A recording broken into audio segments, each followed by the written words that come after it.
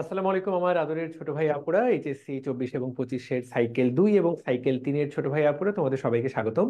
আমি এখনো আমাদের ফেসবুকে ডিরেক্ট লাইভে গেলে সাউন্ড কম পাওয়া যায়। তোমরা অনেকবার কমপ্লেন করেছো যে ভাইয়া ফেসবুকে সাউন্ড কম, কিন্তু জুম থেকে ফেসবুকে লাইভে গেলে সাউন্ড কম হয় না। এখন জুম থেকে যদি দুটো গ্রুপে ক্লাস নিতে হচ্ছে, সেজন্য আসলে যেটা ঝামেলা, দুটো গ্রুপে একসাথে জুম থেকে লাইভে যাওয়া যাচ্ছে না। দ্যাটস ওয়াই, সেই জন্য মূলত ক্লাসটা আমরা ডিএমসি ডিভার্সের পেজে নিয়ে দুই গ্রুপে শেয়ার করে দিচ্ছি যাতে সবাই অংশ নিতে পারো। তো যারা মন খারাপ করবা যে ভাই আমরা টাকা দিয়ে ভর্তি হয়েছে, মন খারাপ করো না। কারণ আমার মনে হয় যে পোলাপান ফ্রি ক্লাস পেলেও এখন আর অত বেশি আগ্রহ দেখায় না। তো এখানে যারা এই মুহূর্তে ক্লাস করছে, আমি গ্যারান্টি দিলাম যে বেশিরভাগই তোমরা আসলে পেইড স্টুডেন্টরাই। তো চিন্তা করার কোনো কারণ নেই, এবং এই ক্লাসগুলো আলটিমেটলি কিন্তু পরবর্তীতে শুধু তোমরা তোমরা তোমরা যারা পেইড গ্রুপে ভর্তি হয়েছো তারাই পাবা। এরা বাকিরা আসলে আর এটা অ্যাক্সেস করতে পারবে না। তো সেজন্য কারো যদি মনে এইটুকু কষ্ট থাকে, সেই কষ্টটা আগে থেকেই দূর করে নেওয়ার চেষ্টা করলাম। ঠিক আছে? তো তোমরা অনেকেই হোমওয়ার্ক করেছো, কিন্তু অনেকজন হোমওয়ার্ক করনি। তোমাদেরকে আমি বকা টকা কিচ্ছু দিব না, কারণ পড়ালেখাটা সম্পূর্ণ নিজের কাছে। কেউ কাউকে পিটিয়ে মানুষ করতে পারে না। কিন্তু শিক্ষক চাপ দিয়ে পড়ালেখা করালে সেটাতে আসলে খুব বেশি মানে আউটপুট যে আসে, একটা লেভেল পর্যন্ত আউটপুট আসে, খুব দারুণ আউটপুট আসে না। তোমরা যারা যে তোমাদের প্রত্যেকের কাজ ছিল ওমাটিডিয়ামের ছবি আঁকা এবং দর্শন কৌশল, মাত্র হাতে গোনা কয়েকজন তোমরা হোমওয়ার্ক করেছো। বাকিরা মোটেই হোমওয়ার্ক করো নাই। তো তোমাদেরকে আমি আর এই নিয়ে আবারও বলছি, কিছুই বলবো না। বাকিটা তুমি বুঝবা, তোমার পড়ালেখা বুঝবে। আমার কাজ তোমাকে জিনিসটা কনসেপ্ট ক্লিয়ার করে দেওয়া। আমার কাজ এই জিনিসের উপর তোমার পড়াটা গুছিয়ে দেওয়া, দ্যাট ইজ মাই টাস্ক। আমি আমার টাস্কটা পালন করেছি। তুমি তোমারটা না করলে তুমি বিপদে পড়বা, আমি কিন্তু না। আমি কিন্তু আমার বিবেকের কাছে পরিষ্কার যে আমি আমার পড়াটা ক্লিয়ার করে দিয়েছি। রাইট? ওকে, ঠিক আছে। তো আমরা গতদিন আম, আমরা ঘাসফড়িং এর রেচন পড়ে ফেলেছি, ঘাসফড়িং এর চোখ কিভাবে ঘাসফড়িং দেখে, এই সবগুলো জিনিস আমরা পড়ে ফেলেছি। আজকে আমরা এই চ্যাপ্টারটা শেষ করে ফেলবো। ঘাসফড়িং নিয়ে আর কত আলোচনা, ঘাসফড়িং নিয়ে বেশি আলোচনা করব না। তো শুধু একটা পার্থক্য, ঘাসফড়িং এর যে পুঞ্জাক্ষী আর তোমার আমার যে সরলাক্ষী। ঘাসফড়িং এর যে পুঞ্জাক্ষী আর তোমার আমার যে সরলাক্ষী, সেই পুঞ্জাক্ষী এবং সরলাক্ষী, এইটার পার্থক্যটা কি দেখো। পুঞ্জাক্ষী কার থাকে? সকল পোকামাকড়ের থাকে, অর্থাৎ আর্থ্রোপোডা পর্বের প্রাণীদের থাকে। আর সরলাক্ষী কার থাকে? সরলাক্ষী থাকে হলো দেখো, এই যে মেরুদণ্ডী প্রাণীদের, তাই না? এছাড়া অমেরুদণ্ডী প্রাণীদেরও এরকম সরল চোখ থাকে। মূলত পুঞ্জাক্ষী থাকে মূলত আর্থ্রোপোডা পর্বের প্রাণীদের, যারা এরকম পোকামাকড়, তাদের মূলত পুঞ্জাক্ষী থাকে। তাই তো? আচ্ছা, ঠিক আছে। তুমি দেখো, আহ পুঞ্জাক্ষী অনেকগুলো একক নিয়ে গঠিত। এককটার নাম হলো ওমাটিডিয়া। আর সরলাক্ষী এই চোখটা, এটা নিজেই একটা একক। তাই না? এটাই লেখা বলা বলা হয়েছে। সরলাক্ষী নিজেই একটা সরলাক্ষী নিজেই একটা একক। তাই তো? এখানে কি কি থাকে? ওমাটিডিয়ামের প্রত্যেকটা জিনিস। আর এখানে কি কি থাকে? আমাদের চোখের প্রত্যেকটা জিনিস: কর্নিয়া, আইরিশ, লেন্স, রেটিনা, করওয়েট, পিউপিলারি বডি, স্ক্লেরা, পেশি, প্রকোষ্ঠ, এইগুলা। আর এখানে ওমাটিডিয়ামের জিনিসগুলো তুমি লিখে ফেলবা। এখানে আইরিশের আবরণীটা কিরকম? অনেকগুলা, প্রত্যেকটা ওমাটিডিয়ামের সাথে, এবং লম্বা হয়, অনেক লম্বা। আর আমাদের আইরিশের আবরণীটা গোল এবং একটা। আমাদের চোখে আইরিশ আবরণী থাকে প্রত্যেক চোখে একটা করে, এবং সেটা কিরকম? এবং সেটা হলো গোল। ঠিক আছে তাজ, ঠিক আছে সোয়া, পারা যাবে। ওকে। আর দেখো, আমাদের চোখে যেমন স্ক্লেরা এবং করোয়েড থাকে, এদের চোখে কিন্তু স্ক্লেরা এবং করোয়েড থাকে না। খেয়াল করো, আমাদের চোখে সাদা অংশটা স্ক্লেরা, কিন্তু ঘাসফড়িং এর বা পুঞ্জাক্ষেতে এরকম স্ক্লেরা থাকে না। আমাদের যে কালো অংশটার ভেতরে তুমি যদি দেখো যে কারো চোখ খয়েরি, কারো চোখ নীল, কারো চোখ বাদামি, সেটা হলো করোয়েডের একটা অংশ। ঘাসফড়িং এর এরকম করোয়েড থাকে না। আমাদের সবসময় একই রকম আমরা দেখি, উজ্জ্বল আলোতেও যা, অনুজ্জ্বল আলোতেও যা। তোমার চোখ সবসময় একই রকম দেখার চেষ্টা করে, কিন্তু ঘাসফড়িং দুই রকম ছবি। মৃদু আলোতে সুপার পজিশন, উজ্জ্বল আলোতে অ্যাপোজিশন। গত ক্লাসে এটা নিয়ে সেই আলোচনা করা হয়েছে, সেই লেভেলে আলোচনা করা হয়েছে। গতকালকের ক্লাসে যারা যারা ছিল তারা তো জানোই, তাই না? ওকে। তো এই এই এই প্যারাটা গতদিন এই বক্সটা পড়াই নেই, আজকে সেটা পড়াই দিলাম।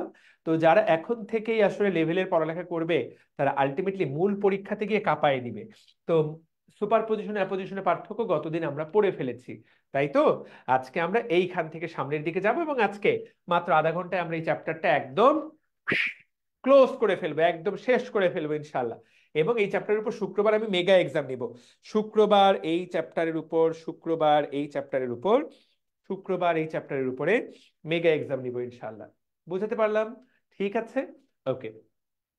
তো দেখো, ঘাসফড়িং এর প্রজনন প্রক্রিয়া, ঘাসফড়িং এর প্রজনন প্রক্রিয়া আমরা এখন দেখবো ঘাসফড়িং কিভাবে বাচ্চা কাচ্চা জন্ম দেয়।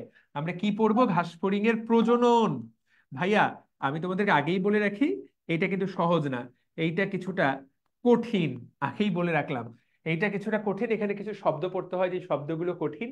একটু নিজের মনটাকে আহ একটু নিজের মনটাকে একটু আপডেট করে নাও, যে এই টপিকটা একটু কঠিন হতে যাচ্ছে, একটু খটোমটো লাগবে। কিন্তু তুমি যদি আমার সাথে 20 মিনিট মন দিয়ে সময় শোনো, তুমি যদি 20 মিনিট 20 মিনিট মন দাও, তাহলে আমি তোমাকে বললাম প্রজননের উপরে তুমি ঘাসফড়িং এর একটা ক্লিয়ার আইডিয়া পেয়ে যাবা। পোলাপানের আজকে কি অবস্থা, একটা ওর হোমওয়ার্ক, ওর দায়িত্ব হোমওয়ার্ক করা, ওইটার জন্য আজকাল পোলাপান প্রাইজ মানি চায়। মানে হায় রে পোলাপান রে, মানে তোর কাজ যেটা, যেটা তো দায়িত্ব, দায়িত্ব পালনের জন্য যদি টাকা চায় পোলাপান আজকাল, তাদেরকে আর কি বা বলবো। যাই হোক, তবে প্রজনন কি তোমার পরীক্ষার জন্য আসবে? আমি বিশ্বাস করি যে উত্তর হলো না, এখান থেকে সিকিউ আসবে না। তাহলে এখান থেকে কি আসবে? এখান থেকে এমসিকিউ আসবে, এমসিকিউ, এই জায়গা থেকে এমসিকিউ আসবে, এখান থেকে এমসিকিউ আসবে। ঠিক আছে, সিকিউ আসবে না, এখান থেকে এমসিকিউ আসবে। ক্লিয়ার? ওকে।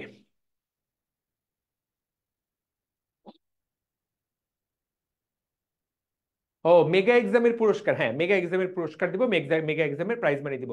জুমে কয়জন যুক্ত আছো তারা একটু রেসপন্স করো, তোমরা বেঁচে আছো কিনা। জুমে পোলাপান কই? হ্যাঁ, বেশ কিছু পোলাপান আছে, নট ব্যাড। ঠিক আছে, যদিও অনেক বেশি নয়, কিন্তু ঠিক আছে, কিছু পোলাপান তো আছে। সবাই তো এক এক সময় এক একজনের এক এক রকম ক্লাস, তো অনেক অনেকজনের অনেক রকম ক্লাস, ঠিক আছে, সেটা সমস্যা না। বাট তোমরা যে আছো, that's great, no problem with that. বেঁচে আছি, বাঁচে আছি, আসির ফয়সাল, আসির ফয়সাল বেঁচে আছে, ছোয়া বেঁচে আছে, অ্যানি বেঁচে আছে। Very good. Okay, great. Late করে ফেললাম। চলো, তাহলে আমরা এখান থেকে সামনের দিকে আগাই। প্রজনন তন্ত্র। ভাইয়া, প্রজনন মানে কি? যৌন জনন মানে কি? যৌন জনন মানে কি? যৌন জনন, পুরুষের শরীরে শুক্রাণু তৈরি হবে,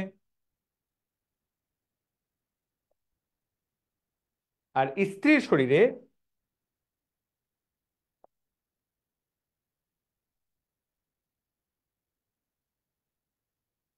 ডিম্বাণু তৈরি হবে।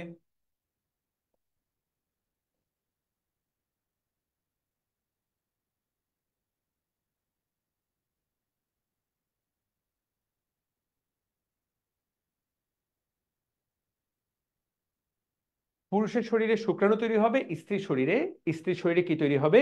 ডিম্বাণু তৈরি হবে, তাই না? এবং এই দুইজন মিলিত হবে, এই জিনিসটাকেই বলা হয় যৌন জনন। এখন শুক্রাণু তৈরি করার জন্য যেই সকল অ্যাপারেটাস লাগবে, যেই সকল জিনিসপত্র লাগবে, সেইটা আমি তোমাকে পড়াবো। ডিম্বাণু তৈরির জন্য যে সকল জিনিসপত্র লাগে, সেইটা আমি তোমাকে পড়াবো। কিন্তু এইটা পড়ে যে তোমার খুব বেশি পণ্ডিত হইতে হবে, ব্যাপারটা কিন্তু তা না। কারণ এই টপিকগুলা পরীক্ষায় খুব যে বেশি আসে, ব্যাপারটা কিন্তু মোটেই তা না। তুমি এখানে তাকায় দেখো, বলা হয়েছে ঘাসফড়িং একটা এক লিঙ্গ প্রাণী। এক লিঙ্গ মানে কি রে ভাইয়া? পুরুষটা পুরুষ, মেয়েটা মেয়ে। পুরুষটা দেখতে পুরুষের মতো, মেয়েটা দেখতে মেয়ের মতো। বর্তমানে যে সকল গ্যাঞ্জাম শুরু হয়েছে, ট্রান্স ট্রান্স, এইরকম গ্যাঞ্জামের মধ্যে ঘাসফড়িং নাই। পুরুষ লুকস লাইক পুরুষ, মেয়ে লুকস লাইক মেয়ে। পুরুষের দাড়ি থাকে ছেলেদের, রাইট? বুঝাতে পারলাম? তো এখানে এইরকম গ্যাঞ্জাম ঘাসফড়িং এর মধ্যে নাই। তুমি এই জিনিসটা জানার চেষ্টা করো। অর্থাৎ দেখো, এদের যৌন দ্বিরূপতা সুস্পষ্ট, এই লাইনটারই ব্যাখ্যা দিলাম এতক্ষণ, যে এদের যৌন দ্বিরূপতা সুস্পষ্ট। দ্বিরূপতা মানে কি? যৌন দুইটা রূপ, মেয়েদের একটা রূপ, ছেলেদের একটা রূপ। ছেলে একদম ছেলে, মেয়ে একদম মেয়ে। তুমি একটা ঘাসফড়িং দেখেই বলে দিতে পারবা এটা ছেলে নাকি মেয়ে, তুমি যদি চেনো। বুঝতে পারলাম? ছেলে কখনো মেয়ের মতো দেখতে হবে না, মেয়ে কখনো ছেলের মতো দেখতে হবে না। কি দেখে পার্থক্য করা যায় দেখো, মেয়েদের পেটের মধ্যে একটা ডিম্বথলি থাকে। এই ডিম্বথলিটার নাম হলো ওভিপোজিটর। ডিম্বথলিটার নাম কি? ওভিপোজিটর। বুঝাতে পারলাম? এই ওভিপোজিটরটা দেখেই তুমি ধারণা করতে পারবা, বুঝতে পারবা যে এইটা হলো মেয়ে। দেখো ওভিপোজিটর দেখতে কেমন, ছবিতে এখানে দেওয়া আছে। দেখো স্ত্রী প্রজনন তন্ত্র, দেখো ইউ আকৃতির দেখা যাচ্ছে, তাই না? এই ইউ আকৃতির এইটা হলো ওভিপোজিটর। তাহলে ওভিপোজিটর দেখে আমরা বুঝতে পারবো যে কোনটা ছেলে কোনটা মেয়ে। এই কথাটাই বইয়ের মধ্যে বলা আছে। আশা করি সবাই বুঝতে পারলাম, এই জিনিসটাকে বলে যৌন দ্বিরূপতা। ঠিক আছে, ওকে। এবং এই প্রজনন তন্ত্রগুলো কোথায় অবস্থান করে? পেরিভিসেরাল সাইনাসে। আমি তোমাদেরকে বলেছি ঘাসফড়িং এর তিনটা sinus: perineural sinus, pericardial sinus, perivisceral sinus. প্রজনন তন্ত্রগুলো কোথায় অবস্থান করে? পেরিভিসেরাল সাইনাসে। এখন পুরুষ প্রজনন তন্ত্র। প্রিয় ভাই ও বোনেরা, এখানে একটা ছবি দেখতে পাচ্ছ। পুরুষ প্রজনন তন্ত্রের এখানে একটা ছবি দেখতে পাচ্ছ। তো এই হলো পুরুষ প্রজনন তন্ত্রের ছবি। এই ছবিটা আঁকতে হবে না, এই ছবির উপরে যে তোমাকে পণ্ডিত হতে হবে এমন কোনো কারণ নাই। জাস্ট একটা আইডিয়া নিয়ে নাও, কি কি থাকে সেটা জেনে নাও। মানুষের যেমন থাকে ওরও তাই থাকে। দেখো, এইটা হলো শুক্রাশয়, দেখো তো ডিমের মতো দেখতে। এটার নাম কি? শুক্রাশয়। এখানে শুক্রাণু উৎপন্ন হবে। কথা পরিষ্কার? এই দিক দিয়ে শুক্রাণুগুলো নিচের দিকে আসবে। এই যেই দিক দিয়ে আসবে সেটার নাম কি? শুক্রনালী। তাহলে শুক্রাণুকে বহন করে যে নালী, সেটাকে কি বলে? শুক্রনালী। ওই জায়গায় শুক্রাণুগুলো একটা জায়গায় এসে জমা হবে, সেই জায়গাটাকে নাম কি বলা হয়? শুক্রথলি। এই জায়গায় কাজে সাহায্য করার জন্য একটা গ্রন্থি থাকে, এই গ্রন্থিটার নাম কি? সহায়ক গ্রন্থি। শুক্রথলি থেকে শিশ্ন, ছেলেদের যেমন পেনিস থাকে তাই না? পেনিস, তোমরা সবাই পেনিস চিনো, রাইট? ছেলে মানুষরা সবাই চেনো, মেয়েরাও সবাই পেনিস চেনো, তাই না? যে ছোটবেলায় খাতনা করা হয় পেনিস, রাইট? সেটাকে বাংলায় বলে শিশ্ন। দেখো ঘাসফড়িংয়েরও শিশ্ন থাকে। তো এই শুক্রথলি থেকে শুক্রাণুগুলা শিশ্নে প্রবেশ করে যে নালীটা দিয়ে, সেটাকে বলে ক্ষেপণ নালী। তো ভাইয়া এটাতে মুখস্থ করার কিছু আছে? জাস্ট এটাতে মুখস্থ করার কিছু আছে না। এখানে শুক্রাণু তৈরি হবে, শুক্রনালী দিয়ে সেটা শুক্রথলিতে এসে জমা হবে, সেখান থেকে ক্ষেপণ নালীর মাধ্যমে শিশ্ন, তারপর সেটা স্ত্রী ঘাসফড়িংয়ের শরীরে ঢুকে যাবে। That's it. এই তো ভাইয়া, দেখো এখানে এই কথাটাই বলা হয়েছে যে এদের এক জোড়া শুক্রাশয় থাকে, মানুষের মতোই, ছেলে মানুষের মতোই। ছেলে মানুষের মতো ছেলে ঘাসফড়িংয়েরও একই রকম ঘটনা। বুঝাতে পারলাম?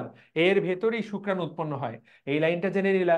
এরপর ওর নিচে শুক্রনালী লাগানো, নিচের দিকে চলে আসবে শুক্রাণুগুলা, তার নিচে ক্ষেপণনালী লাগানো। এই ক্ষেপণনালী দিয়েই তোমার শিশ্নের মাধ্যমে দেহের বাইরে চলে যায়। এই তো, বুঝো নাই? সেখানে একটা গ্রন্থি থাকে, সেই গ্রন্থিটার নাম কি? সহায়ক গ্রন্থি। ঠিক আছে, ওকে। এবং এখানে শুক্রাণু কিছুদিন জমা থাকে, শুক্রাণু কিছুদিন সঞ্চিত থাকে। তো এখান থেকে কি ভাই কি এমসিকিউ আসবে?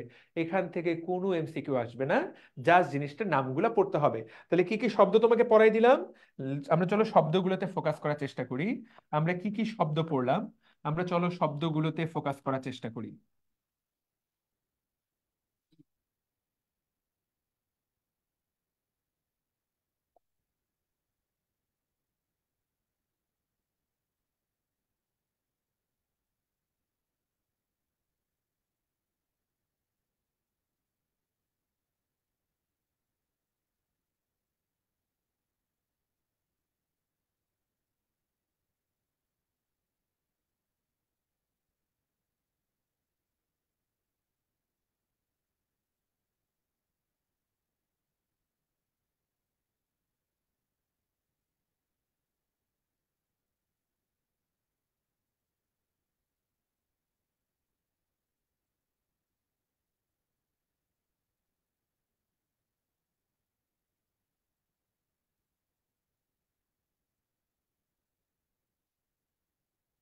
তাহলে পরীক্ষায় প্রশ্ন আসতে পারে যে একটা ঘাসফড়িং এর শরীরে কি কি থাকে।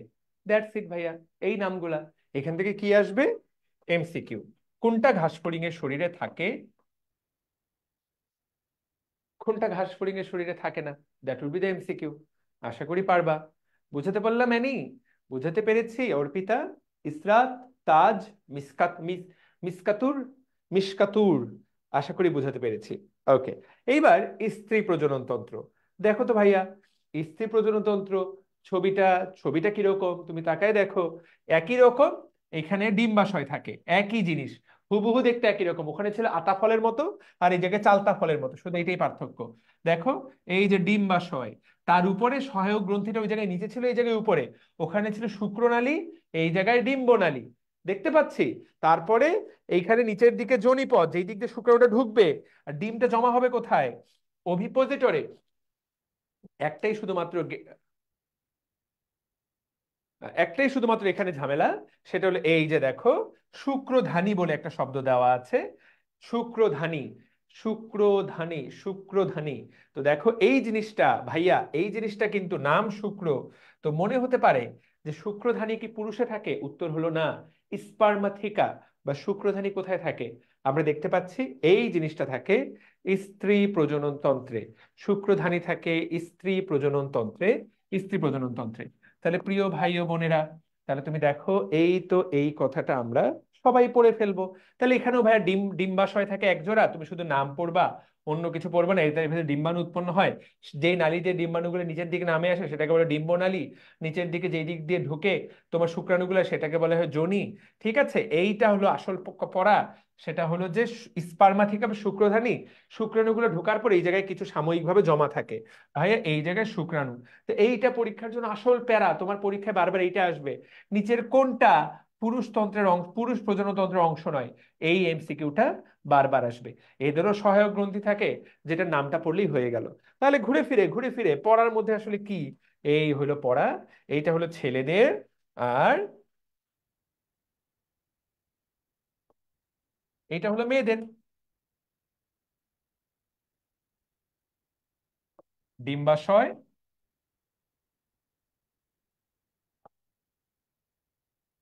ডিম্বনালী,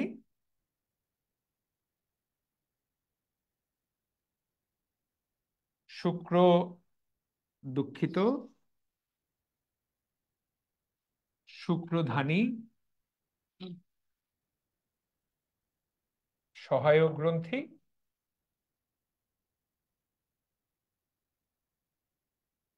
যোনি। দেখো তো ভাইয়া একই। আবারও বলছি, এমসিকিউ কোনটা আসবে? এমসিকিউ আসবে এইটা।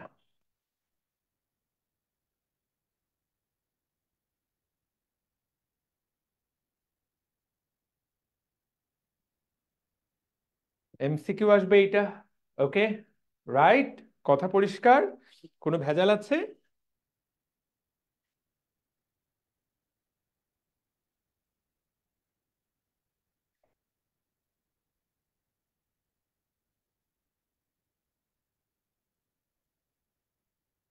ইনশাআল্লাহ, ভেরি গুড। ঠিক আছে, অভিপোজিটর স্ত্রী দেহে, অবশ্যই স্ত্রী দেহে। তাহলে এইটা হলো স্ত্রী,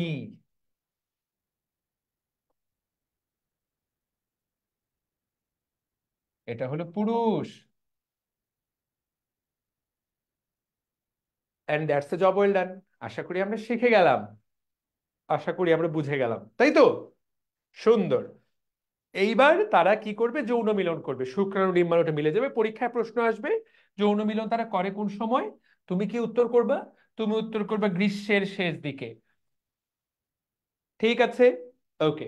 তাহলে তারা মিলিত হয়, স্ত্রী এবং পুরুষ তারা মিলিত হয়।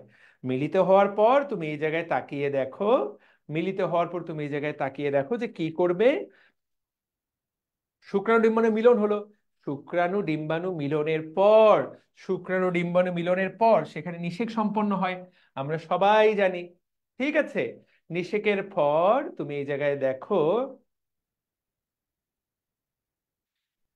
ওকে, তাহলে নিষেক হলো। এখন এখানে আরেকটা বলছে যে কিভাবে নিষেকটা হয়, এই নিষেকটা কিভাবে ঘটে, এই নিষেকের ঘটনাটা কিভাবে ঘটে সেইটা আমরা আলোচনা করতে পারি। বাট সেইটা যে খুব বেশি গুরুত্বপূর্ণ, সেইটা যে খুব বেশি গুরুত্বপূর্ণ ব্যাপারটা তা না। তারপরে এই জায়গায় একটা শব্দ বলেছে যে এই মনে করো এটা ডিম, এই ডিমের কুসুম, শুক্রাণুটা যেই পথে ঢোকে, এই যেই ছিদ্র পথে শুক্রাণুটা ঢোকে, এই ছিদ্রটাকে বলা হয়, এই ছিদ্রটাকে ভালো বলা হয়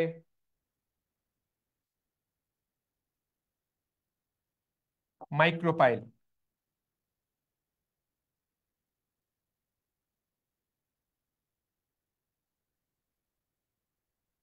শিরমিন সুলতানা, বাবা তোমাকে গ্রুপে অ্যাড করা হয়নি, ঠিক আছে, আমি ক্লাস শেষ করে তোমাকে মেসেজ দেওয়ার ব্যবস্থা করছি, আমি দেখি ক্লাসের মধ্যে তোমাকে রিপ্লাই দেওয়ার ব্যবস্থা করছি।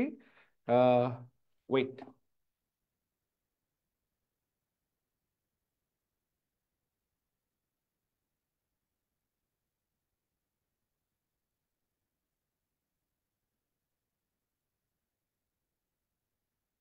Wait for a while.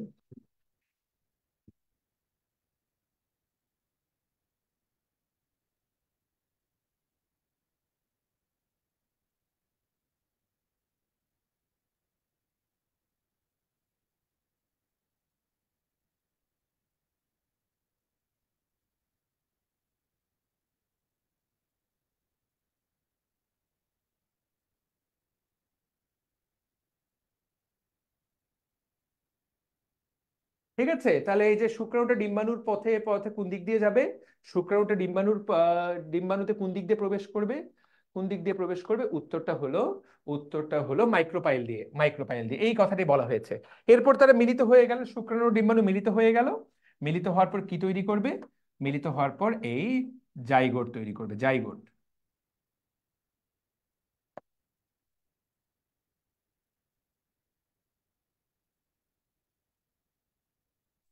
ঠিক আছে। আচ্ছা, তো এইটাই এখানে বলেছে, এতগুলা কথা মুখস্থ করে কোনো লাভ নাই, তুমি এই মাইক্রোপাইল কথাটাতে ফোকাস করবা। I think that will do your job. I think তাতেই তোমার কাজ হয়ে যাবে, ইনশাল্লাহ। ঠিক আছে, ওকে।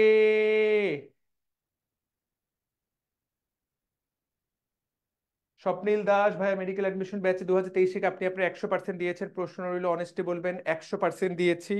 100% না, 100%-এর বেশি দিয়েছি, আমার যতটুকু দায়িত্ব ছিল। স্বপ্নীল, কেন বলো তো, তোমার কি কোনো মনে হচ্ছে যে আমি আমার 100% দেইনি? থাকলে আমাকে জানাও তো স্বপ্নীল, তুমি পাবলিকেই আমাকে জানাও।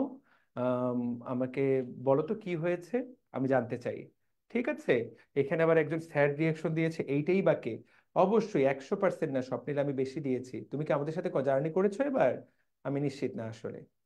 ঠিক আছে, যদি থাকো তাহলে তুমি আমাকে বলো যে কোথাও কোনো ইস্যু আছে কিনা। ওকে, এইবার দেখো।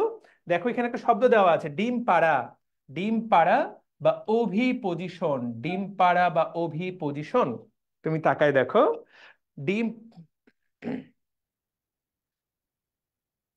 পজিশন শব্দটা কি? পজিশন মানে অবস্থা, তাই না? ডিম পাড়ার জন্য স্ত্রী ঘাসফড়িং যে অবস্থায় যায়, তুমি তাকায় দেখো। মিলনের পর কিছুদিন পর থেকে ডিম পাড়তে শুরু করে ঘাসফড়িং। কিরকম ডিমগুলো দেখতে, কিরকম ডিমগুলো দেখতে কিরকম? লম্বা বাদামি রঙের। ছবির দিকে তাকায় দেখো। এই যে দেখো, গর্তের ভেতর, গর্তের ভেতর ডিমের গুচ্ছ। এই যে দেখো, গর্তের ভেতর ডিমের গুচ্ছ। গর্তের ভেতর ডিম, দেখো একটা গর্ত করে ডিম পেড়েছে। ঠিক আছে, তো দেখো এই যে গর্ত, তার মানে ডিম পাড়ে, ডিম পাড়ে এই যে গর্ত করে, তুমি তাকায় দেখো কত সেন্টিমিটার? 10 সেন্টিমিটার, মোটামুটি এই কলমের সমান, বা এই কলমের সমান একটা তারা গর্ত করে। গর্ত করে ওর ভিতরে 20টা করে ডিম পাড়ে। তুমি তাকায় দেখো, দেখতে পাচ্ছ একটা গুচ্ছে কয়টা ডিম পাড়ে? 20টা। এই ডিমগুলো পরস্পর লাগানো থাকে, এবং 10টা গুচ্ছে মোট 200টা ডিম পাড়ে। তাহলে তুমি তাকায় দেখো, ডিম পাড়ার পর স্ত্রী এবং পুরুষ ঘাসফড়িং দুইজনই মারা যায়, কি হতাশাজনক কথা। তাহলে 1 নাম্বার প্রশ্ন আসবে, যে 1 নাম্বার প্রশ্ন আসবে যে কয়টা ডিম পাড়ে? কমেন্ট করো তো, স্ত্রী ঘাসফড়িং মোট কয়টা ডিম পাড়ে? আমাকে এইটা উত্তর দাও, দ্রুত বলো। স্ত্রী ঘাসফড়িং কয়টা ডিম পাড়ে?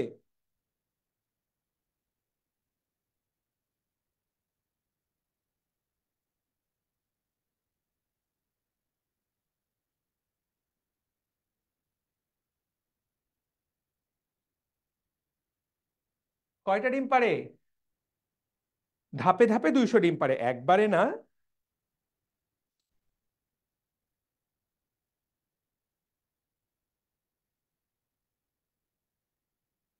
ঠিক আছে, তাহলে একবারে না, আস্তে আস্তে, ধাপে ধাপে। ঠিক আছে, বুঝাতে পারলাম? ওকে।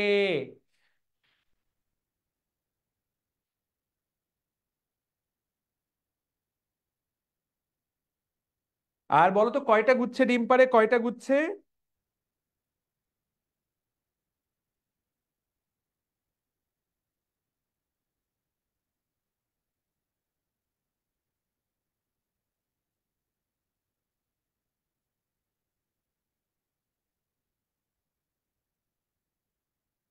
ওকে,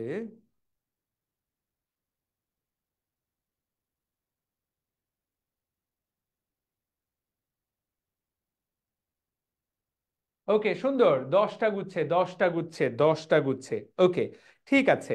আমি তোমাদেরকে একটা হোমওয়ার্ক দেই। তোমরা যারা ক্লাসটা করলা, তোমরা তো কোনো হোমওয়ার্ক সাবমিট করছো না। এই লাইনটা তোমরা আমাকে জানাবা, যে ডিম পাড়ার পর দেখি যার উত্তরটা সবচেয়ে সুন্দর এবং কারেক্ট হবে, কেন ঘাসফড়িং মারা যায়। একটু ব্রেনটা খাটাও, মানে ব্রেন বলতে একটু পরিশ্রম একটু করো। আমি সবগুলো, এইটা তোমাদের সবার প্রশ্ন না, কি মজার একটা কথা, যে কেন, এইটাই তোমার হোমওয়ার্ক। না, আমি দরকার হলে, যদি কেউই পোস্ট না করো তাহলে আমি পোস্ট করে দেবো কালকে। বাট তার আগে আমি চাই যে তুমি, তার আগে আমি চাই যে তুমি, তার আগে আমি চাই যে তুমি এটা করার চেষ্টা করো। আর যারা আমাদের প্রি মেডিকেল কোর্সে, মিসকাতুর রহমান ছোঁয়া, তোমার হোমওয়ার্ক আমি দেখি। আর প্রি মেডিকেল কোর্স যারা 24 ব্যাচের আছো, তাদের ডিটেইলস ছোট্ট ভাইয়া আপুরা, ইনশাল্লাহ আগামীকাল বা পরশু দিন আমি তোমাদেরকে নিয়ে, যারা এনরোল করেছে অলরেডি, তাদেরকে নিয়ে একটা আলোচনায় বসবো। ভাইয়া কেমিস্ট্রি রিভিশন মেটেরিয়াল প্রোভাইড করা হয়নি, এসএস থেকে অনেক ভাস, সেই জন্য অনলি উপরে ভরসা করে এসএস এর রয়েছে, বাট কেমিস্ট্রিতে হেল্প করেন। কেমিস্ট্রিকে আমার দায়িত্ব ছিল স্বপ্নিল, বলো তো? ঠিক আছে, আমি পুরো কোর্সটার দায়িত্ব, বাট আমার দায়িত্ব ছিল ফিজিক্স এবং বায়োলজি, আমি আমার দুটেই প্রোভাইড করেছি। কেমিস্ট্রি কি তুমি যে আমাকে বলছো, কেমিস্ট্রিকে আমি একটা বর্ণ পড়িয়েছি, তুমি আমাকে বলছো দ্যাটস ফাইন, বাট তুমি আমার ডেডিকেশন নিয়ে কিভাবে প্রশ্ন করো? মানে ভুল তো তুমি বলেছো, 100% ভুল বলেছো, কেমিস্ট্রিকে আমার দায়িত্ব, তুমি আমাকে মেনশন দিচ্ছ কেন? কেমিস্ট্রি যারা পড়িয়েছে তাদের সাথে একবার কথা বলো, তাই না? আমি তো দুটো সাবজেক্ট, যে দুটো দেখেছি সে দুটো তো আমি ডিসকাস করলাম, আমি সে দুটো নোট প্রোভাইড করার সর্বোচ্চ চেষ্টা করেছি, রাইট? তুমি তো তুমি যারা কেমিস্ট্রি পড়েছে তাদেরকে কি একবারও নোট, একবারও নক করেছো বা একবারও বলেছো, একবার মেনশন দিয়েছো? তারা কিভাবে আর্টসটা ফিল করবে? তারা তারা কিভাবে আর্টসটা ফিল করবে এটা রিভিশন নোটটা প্রোভাইড করতে হবে, রাইট? ওকে। হ্যাঁ, আমি বিশাল ভরসা জায়গা, that's fine, that's fine, but সেটা তো কেমিস্ট্রিতে আমি ডিল করিনি, আমি তো সেটা অংশ ডিল করিনি, আমি ডিল করলে অবশ্যই আমি সেটা প্রোভাইড করতাম। ঠিক আছে, ওকে। তো এটা দেখি কে কে লিখবে। হ্যাঁ অবশ্যই, কেন ডিম পাড়ার পর স্ত্রী এবং পুরুষ ঘাসফড়িং মারা যায়, এবং উত্তর করবে যে কেন, কে কেন, মানে কেন মারা যায়, হ্যাঁ মানে মারা যায় এবং কেন, তোমরা এটা সাবমিট করবা। বুঝতে পারলাম? ওকে। তো দেখো ডিম পেড়ে দিল, এখন এই ডিম ফুটে, এই ডিমের ভিতরে খেয়াল করো, ব্যাপারটা বুঝো, ব্যাপারটা বুঝো, ডিম্বাণু এবং শুক্রাণু মিলিত হয়ে জাইগোট তৈরি করে। এই জাইগোটটা ভাইয়া একটা ডিম আকারে পারে, আবার খেয়াল করো, ডিম, ব্যাপারটা বুঝো, এই ডিমের ভেতরে কি আছে, ডিমের ভেতরে আছে জাইগোট, এইটা কিন্তু ডিম্বাণু আর এটা কিন্তু ডিম। খেয়াল করো, এই ডিমের ভেতরে কিন্তু এখন দুইটা জিনিসে আছে, ডিম্বাণুও আছে আবার শুক্রাণুও আছে। বুঝাতে পারলাম? এই ডিমটা যখন ফুটবে এখান থেকে বাচ্চা বের হবে, এই ডিমটা যখন ফুটবে এখান থেকে বাচ্চা বের হবে। তো খেয়াল করো, ডিম পাড়া বলতে কি বোঝাচ্ছে? তার মানে এই ডিমটা একটা নিষিক্ত ডিম। নিষিক্ত, নিষিক্ত মানে কি, এর ভেতরে জাইগোট, এর ভেতরে ডিম্বাণুও আছে, এর ভেতরে শুক্রাণুও আছে। কথা ক্লিয়ার? এর ভেতরে ডিম্বাণু আছে, এর ভেতরে শুক্রাণু আছে। তো দেখো তাহলে ডিমটা পাড়ার পর ঘাসফড়িং এর ডিমটা, এই যে ডিমটা, এই ডিমটা কিরকম, এগুলো এমসিকিউ আসবে জাস্ট। এই যে ডিমটা, এই ডিমটা সেন্ট্রোলেসিথাল। আমরা সবাই কুসুম চিনি তাই না, ডিমের কুসুম তুমি আমি সবাই খাই, তো ডিমের কুসুম খেতে আমরা অনেকেই পছন্দ করি। এই যে ডিমের কুসুমটা একদম কেন্দ্রে থাকে, ডিমের কুসুমটা কেন্দ্রে থাকে, এই জিনিসটাকে বলা হয়,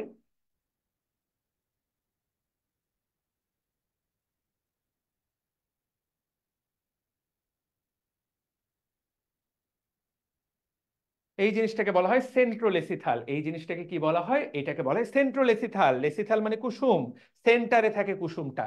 বুঝতে পেরেছি? ওকে। তারপর তুমি দেখো ডিমটা যখনই নিষিক্ত ডিম্বাণুর বিভাজন শুরু হওয়ার পর 3 সপ্তাহ ধরে পরিস্ফুটন অব্যাহত থাকে। শীতকাল যদি এর মধ্যে চলে আসে তাহলে ওইটা ওই জায়গায় হল্ট, আর ওখান থেকে বাচ্চা তৈরি হয় না, এই সময়টাকে বলে ডায়াপজ। এটা বোধহয় আমরা কোথায় যেন পড়েছি। এটা কারণটা কি, শীতকালে যদি বাচ্চাটা দুনিয়াতে আসে তাহলে কিন্তু ও পৃথিবীতে খাবার দাবার পাবে না। তোমরা বোধহয় ওই গল্পটা পড়েছো না? এই তোমরা কি ওই গল্পটা পড়েছো নাকি, যে গ্রাস হপার অ্যান্ড দি অ্যান্ট, পিপিলিকা পিপিলিকা, একটা গল্প আছে না, আমরা বোধহয় ক্লাস 8-এ পড়েছিলাম, গ্রাস হপার অ্যান্ড দি অ্যান্ট। তোমাদের কি এই গল্পটা তোমরা পড়েছো তোমাদের একাডেমিক লাইফে?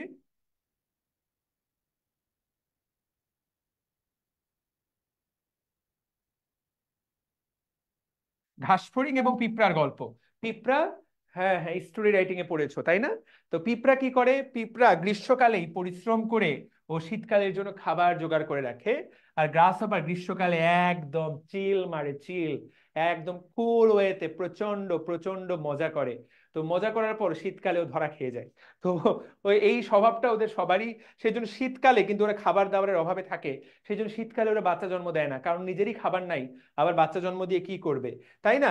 সেই জন্য বাচ্চা যদি শীতকালে পৃথিবীতে আসে এবং প্রতিকূল অবস্থায় যাতে না পড়ে, সেই জন্য সেই জন্য শীতকালে ওরা তাদের বংশ বিস্তারটা বন্ধ রাখে। এইটাকে বলে ডায়াপজ, ডিমের পরিস্ফুটন। ডিম ফুটে বাচ্চা বের হয় না। তাহলে ডিম ফুটে বাচ্চা বের হয় কখন? বসন্ত এসে গেলে। বসন্ত এসে গেছে, তাই না? একটা গান আছে। তো বসন্তের গান যখন চারপাশে শুরু হয়, তখন ডিম ফুটে বাচ্চা বের হওয়া শুরু হয়। এই তো বাচ্চাটা বের হলো।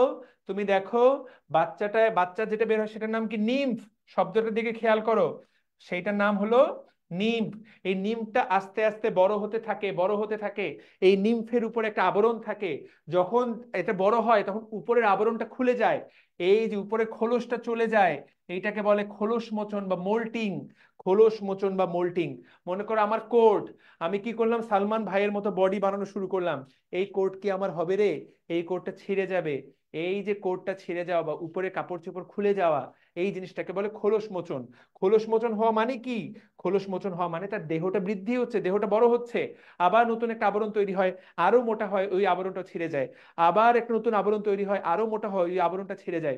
খোলসগুলো কি হতে থাকে? খোলসগুলো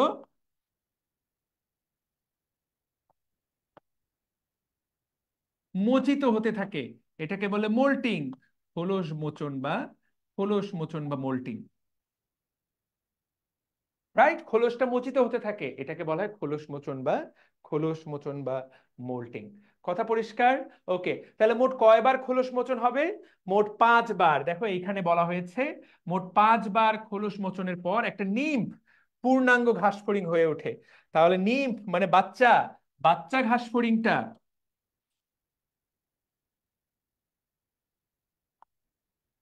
নিম থেকে পূর্ণাঙ্গ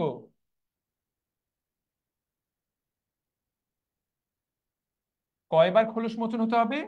5 বার মোল্টিং হতে হবে। তোমরা কখন সাপের খোলস দেখেছো? সাপের খোলস তোমাদেরকে দেখাচ্ছি।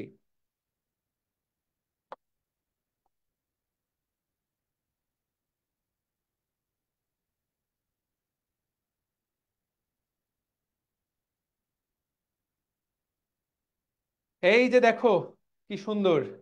তুমি ভাবছো এটা সাপ? না, এটা সাপ না, এটা সাপের চামড়াটা শুধুমাত্র। তাকায় দেখো, এই চামড়াটাও ত্যাগ করে বাইরে বের হয়ে গেছে। এটা একটা আসল ঘাসের উপরে। তুমি ভাববা কিরে, সাপের মতো? হ্যাঁ, এইটা সাপের মতো। কিন্তু এটা সাপের মতো, কিন্তু এটা সাপের চামড়াটা, সাপের শরীরটা বাইর হয়ে গেছে, নতুন চামড়া তৈরি হয়েছে, পুরাতন চামড়া সে রেখে গেছে। দিস ইজ কল্ড খোলস মোচন বা মোল্টিং। এই যে তাকায় দেখো, কি ভয়ঙ্কর লাগে, আমার একদম ভালো লাগে না সাপটা। দেখো, এই যে উপরের খোলসটা সে ত্যাগ করছে, নিচে তার নতুন খোলস তৈরি হয়েছে। This is call moulting. তো পৃথিবীতে অসংখ্য প্রাণীর এরকম মোল্টিং হয়। এই যে এখানে একটা দেখো, এই যে দেখো এখানে একটা সাপ, এই সাপটার দেখো, এই যে মোল্টিং হচ্ছে, দেখতে পাচ্ছো? সে এগুলো ত্যাগ করছে। এই সাপটার দিকে তাকাও, এই সাপটার দিকে, এই যে দেখো মোল্টিং হচ্ছে। বুঝাতে পারলাম? তো তাহলে একই রকম ভাবে ঘাস ফড়িং এর উপরে খোলসটা ত্যাগ করে। তাহলে মোট কয়বার খোলস ত্যাগ করে? প্রশ্ন হবে যে মোট কয়বার খোলস ত্যাগ করে? মোট 5 বার খোলস ত্যাগ করে। এবং এই মোল্টিং নিয়ন্ত্রণ করে কোন হরমোন? ঘাস ফড়িং এর কোন হরমোন? এইটাই পরীক্ষায় আসবে। এই মোল্টিং পদ্ধতিটা নিয়ন্ত্রণ করে কোন হরমোন? এক ডাইসন হরমোন। এই এক ডাইসন হরমোন কোথা থেকে আসে? প্রোথোরাসিক কোষ থেকে। এইটা মুখস্থ করতে হবে। এ- এটা তো একটা হরমোন, হরমোন তো একটা গ্রন্থি থেকে আসতে হবে, সেই গ্রন্থিটার নাম কি? প্রোথোরাসিক গ্রন্থি। তো ঘাসফড়িং এর শরীরে এরকম বেশ কিছু গ্রন্থি আছে। যেমন ঘাসফড়িংকে বড় করে কে? Growth hormone. এই গ্রোথ হরমোন কোথা থেকে আসে? কর্পোরা কার্ডিয়াটা, মুখস্থ করতে হবে, কর্পোরা কার্ডিয়াকা থেকে, কর্পোরা কার্ডিয়াকা, গ্রোথ হরমোন। তাহলে ঘাসফড়িং ছোট থেকে বড় হবে, গ্রো করবে। তাহলে এটাকে ঠিক আছে। ওকে, রাতে এগুলোই স্বপ্নে দেখবো, হ্যাঁ মনে হয়। ঠিক আছে। তাহলে মোল্টিং নিয়ন্ত্রণ করে কে? মোল্টিং নিয়ন্ত্রণ করে এক্সাইটেশন। ঘাসফড়িং এর বৃদ্ধি নিয়ন্ত্রণ করে কে? Growth hormone. এখন একটা মজার কাহিনী, মজার হরমোনের কথা বলি, যেই হরমোনের নাম জুভেনাইল হরমোন। জুভেনাইল, তোমরা অনেকে এই শব্দটা শুনে থাকবা। শব্দটার নাম হলো জুভেনাইল। আমি জানি না তোমরা শব্দটা শুনেছো কিনা।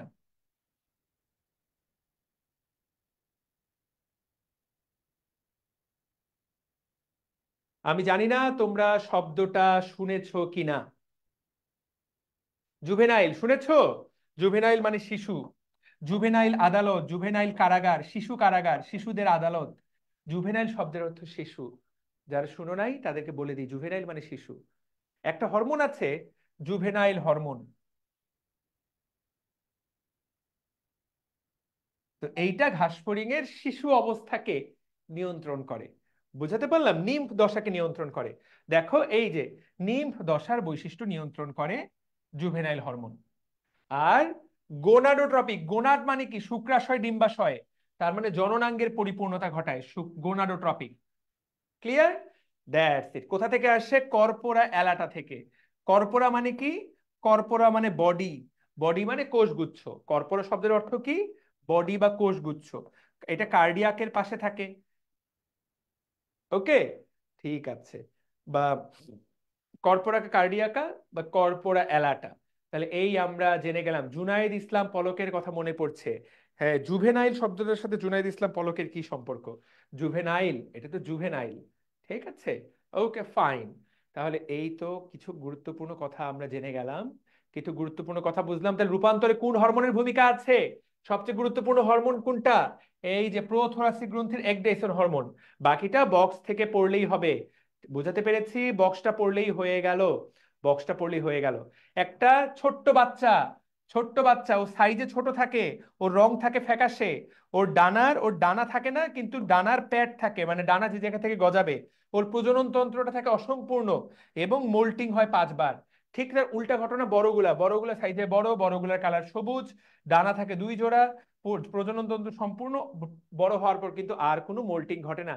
ছোট বাচ্চাটাকে বলে নিম্ফ, বড় বড়গুলাকে বলে ইমাগো। এই পার্থক্যটা পড়ে ফেলতে হবে, এটাই কিন্তু পরীক্ষায় আসবে। লাস্ট পড়া, আমরা লাস্ট পড়া পড়বো যেটা ঘাসফড়িং এর অর্থনৈতিক গুরুত্ব। প্রিয় ভাই ও বোনেরা, এটা আমি পড়াবো না। এইটা তোমার রিডিং পড়ে নেওয়ার দায়িত্ব। এইটা তোমার পরীক্ষায় দিয়ে দিতে পারে সিকিউ ঘ নাম্বারে। যদিও ঢিলে ব্যাপারটা কাজ হবে না। ঘাসফড়িং এর গুরুত্ব এটা খুব, এটা খুব একটা গুরুত্ব নেই, এটা যে খুব ইম্পর্টেন্ট তা না। কোনো শিক্ষক যদি এই প্রশ্নটা দেয় সেটা ঠিক হবে না, সেটা কাজটা ঠিক হবে না। জাস্ট একটা রিডিং পড়ে নিবা। আচ্ছা, আমরা একটা পেজ বোধহয় মিস করে গেছি, তাই না? আমরা বোধহয় একটা পেজের আমরা বোধহয় একটা পেজের ছবি মিস করে গেছি। ঘাসফড়িং এর রূপান্তর। একটা পেজ মিস হয়েছে কিনা বলো তো? জুমে যারা আছো, একটা পেজ কি মিস হয়েছে? হ্যাঁ, ওকে, একটা পেজ মিস হয়েছে। তোমরা 110 নম্বর পেজটা মিস হয়েছে, ঘাসফড়িং এর রূপান্তর। আমি সেই পেজটা বলে দিচ্ছি, তোমরা বই থেকে পড়ে নাও। আমার পড়ানোর জন্য ওই পেজটা দরকার হবে না। আমি তোমাদেরকে জাস্ট বলে দিই রূপান্তর কয় রকম। আমি ওই পেজটা পড়াই দিচ্ছি সাথে সাথে। রূপান্তর কয় রকম? মনে রাখতে হবে, রূপান্তর 2 রকম। একটাকে বলে সম্পূর্ণ রূপান্তর, আরেকটাকে বলে অসম্পূর্ণ রূপান্তর। সম্পূর্ণ রূপান্তর মানে কি রে ভাইয়া? জিনিসটা জন্মের সময় ছিল এইরকম, বড় হওয়ার পর হয়ে গেল। জন্মের সময় ছিল এইরকম, বড় হওয়ার পর হয়ে গেল ধরো এইরকম। কোনো মিল নাই, 100% বদলে গেল। দেখো, জন্মের সময় ছিল গোল, বড় হওয়ার পর হয়ে গেল তারা। আর অসম্পূর্ণ রূপান্তরটা কেমন? জন্মের সময় ছিল এইরকম, বড় হওয়ার পর হয়ে গেল এইরকম। মানে জন্মের সময় সেইটার ছোট্ট ভার্সনটা ছিল, দেখতে একই রকম কিন্তু সাইজে ছোট। কিন্তু এই জায়গাতে জন্মের সময় দেখতে একদম আলাদা, সম্পূর্ণ বদলে যাওয়া। রূপান্তর মানে কি? রূপান্তর মানে বদলে যাওয়া। রূপান্তর শব্দের অর্থ হলো বদলে যাওয়া। তাহলে দেখো, সম্পূর্ণ রূপান্তর মানে কি? যেটা 100% বদলে যায়। অসম্পূর্ণ রূপান্তর মানে কি? 100% বদলে যায় না, মানে অল্প একটু বদলে যায়। মানুষের বাচ্চা যখন জন্মায় সাইজে ছোট থাকে কিন্তু দেখেই বোঝা যায় মানুষের বাচ্চা। গরুর বাচ্চা যখন জন্মায় দেখেই বোঝা যায় এটা গরুর বাছুর। মহিষের বাচ্চা জন্মায়, ছাগলের বাচ্চা জন্মায়, কুকুরের বাচ্চা জন্মায়, বিড়ালের বাচ্চা, সবগুলোকে দেখেই বলে দেওয়া যায় এটা বিড়ালের বাচ্চা। কিন্তু কিছু কিছু আছে, যেমন মৌমাছি, প্রজাপতি, এদের ছোট বাচ্চা দেখলে তুমি বলতেই পারবা না এইটা মৌমাছির ছোট বাচ্চা। ভাইয়া বিশ্বাস করি না আপনার কথা, আমি তোমাদেরকে ছবি দেখাচ্ছি। ছবি দেখাচ্ছি তাহলে বিশ্বাস করবা।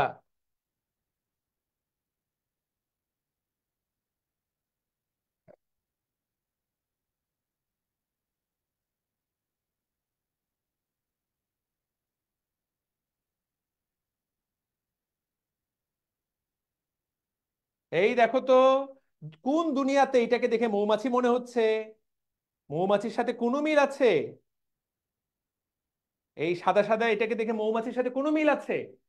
এইটা হলো মৌমাছি, কিন্তু এটার সাথে মৌমাছির কোনো মিল আছে দেখো তো। দেখে কি মনে হয় এটা মৌমাছি? এটা ডানা আছে, না মাথা আছে, না পা আছে, না পেট আছে? কোনো কিছু নাই। দেখো তো এইটা কিভাবে এটাকে মৌমাছি মনে হয়? কোনো মিল আছে? দেখো সাদা সাদা সাদা সাদা। কেউ বলবে এটা মৌমাছি? উত্তরটা হলো না, মৌমাছির সাথে কোনোই মিল নাই, কোনোই মিল নাই। তাহলে এই যারা যারা ছোটবেলায় জন্মের সময় মা বাবার সাথে কোনো মিল নাই, সেটাকে বলা হয় লার্ভা।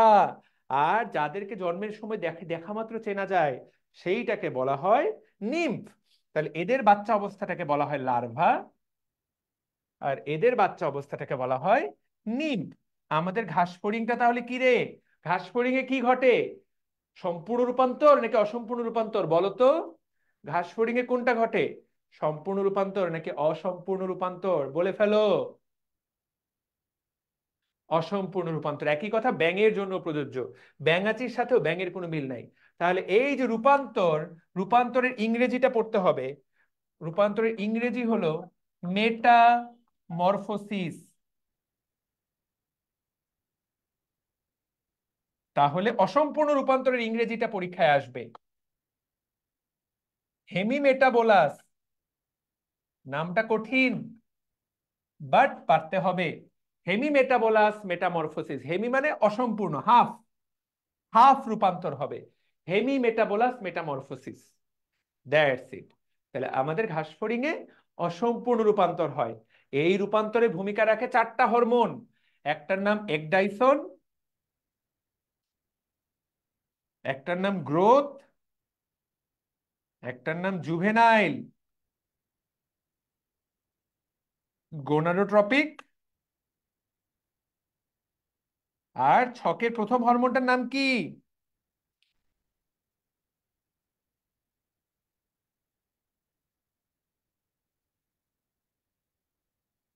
প্রোথোরাসিকোট্রপিক হরমোন, যেটা প্রোথোরাসিক গ্রন্থির উপরে কাজ করবে। প্রোথোরাসিকোট্রপিক, এই হরমোনগুলো, এই দুটো একসাথে প্রোথোরাসিকোট্রপিক হরমোন। তাহলে এইটা এই ঘাসফড়িং এর রূপান্তরে ভূমিকা পালন করে। That's it. আমি ঘাসফড়িং এর A to Z ক্লাস নিলাম। আমি গ্যারান্টি দিলাম পৃথিবীর কোনো এক্সামে তুমি যদি এই ক্লাসগুলো করে যাও তুমি আটকাবা না। আগামী শুক্রবার এই চ্যাপ্টারের উপরে আমি পরীক্ষা নিব তোমাদের, একদম ঘাসফড়িং এর উপরে ঝাড়া পাড়া, একদম ক্যারা ক্যারা প্রশ্ন, ক্যারা ক্যারা কোয়েশ্চেন। এইচএসসি 24-25 কে একসাথে লাগাই দিব, দেখি এর মধ্যে কে সেরা বের হয়ে আসতে পারে। বুঝাতে পেরেছি ইনশাল্লাহ?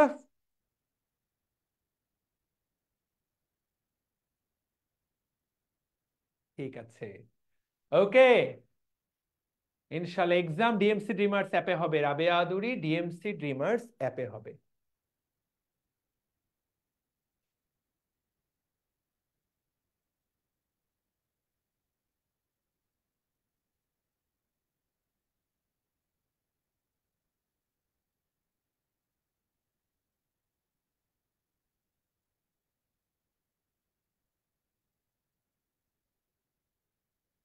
ওকে, so that's a job well done. আমরা একটা ভালো চ্যাপ্টার শেষ করলাম। হাইড্রা পড়া শেষ। রুই মাছ কি পড়াইছি? হাইড্রা, ঘাসফড়িং পড়াইলাম, প্রাণীর বিভিন্ন তো শ্রেণীবিন্যাস পড়ালাম। That's great, fantastic. ইনশাআল্লাহ। ঠিক আছে, ওকে। তাহলে আজকের মতো এই পর্যন্ত। তোমাদের সাথে নেক্সট ক্লাসে আবার দেখা যাবে।